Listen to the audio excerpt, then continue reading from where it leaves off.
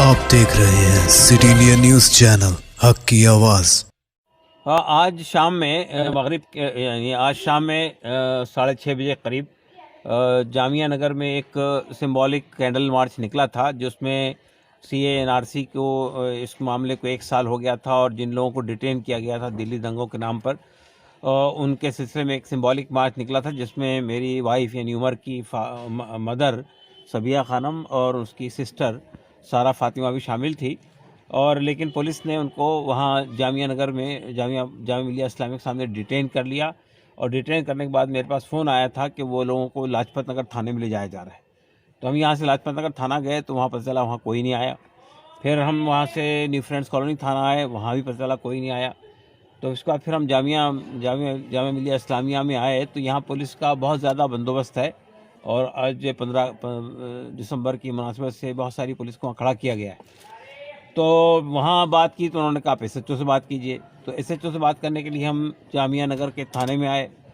वहाँ SHO से मुलाकात नहीं हुई। इन लोगों ने कहा कि वो जामिया नगर में ही है। फिर हम तलाश करते करते जामिया नगर पहुँचे, फिर SHO से मुलाकात हुई। तो SHO साहब ने ये तो नहीं बताया कि उनको कहाँ लेके गए, लेकिन ये कहा कि हम आधे घंटे में आपके घर पे पहुँचा देंगे। लेकिन हमने पूछा कि भाई आपने रात में डिटेन किया है इन लोगों को और महिलाओं को, लेडीज़ को आप रात में डिटेन कर रहे हैं, तो रात में डिटेन करने का आपको कोई अधिकार नहीं है और हमें मालूम होना चाहिए कि कहाँ ले गए करके। तो उन्होंने कहा नहीं आपको हम बताएंगे नहीं, वो आपके घर पहुँच जाएंगे। तो ये एकदम एडमेंट रवैया इन लोगों का था। और ये लोग सिंबॉलिक मार्च कर रहे थे, कोई ऐसा बहुत लंबे ज़्यादा लोग भी थे, 25-30 लोग थे उसके अंदर।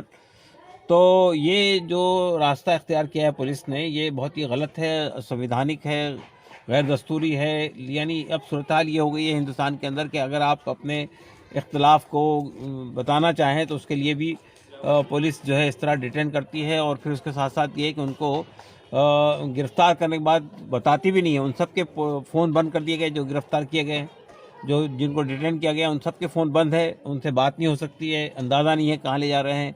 पता चला था कि पहले दिल्ली से बाहर ले जा रहे हैं, लेकिन जब उनको पता चला कि इसके अंदर उमर की मदर है और उमर की सिस्टर है तो शायद वापस ले आ रहे हैं।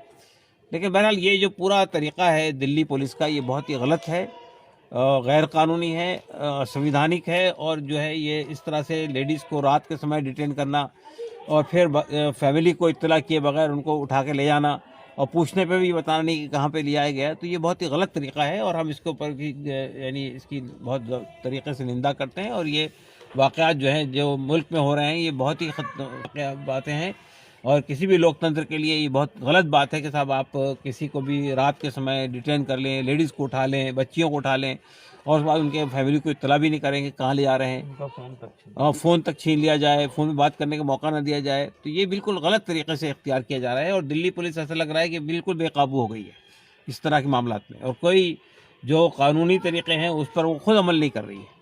मैंने जब उनसे ये पूछने की कोशिश की बार बार आप कहाँ लेके गए हैं, ये मालूम होना चाहिए हमको, तो वो भी बताने को तैयार नहीं हुए। आपको हमारे न्यूज़ और एंटरटेनमेंट प्रोग्राम पसंद आते हो तो हमसे जुड़े रहने के लिए YouTube पर सब्सक्राइब करें, Facebook पर फॉलो करें और Instagram पर फॉलो करें। और आप देखते रहिए सिटी इंडिया न्यूज़, हक की आवाज़।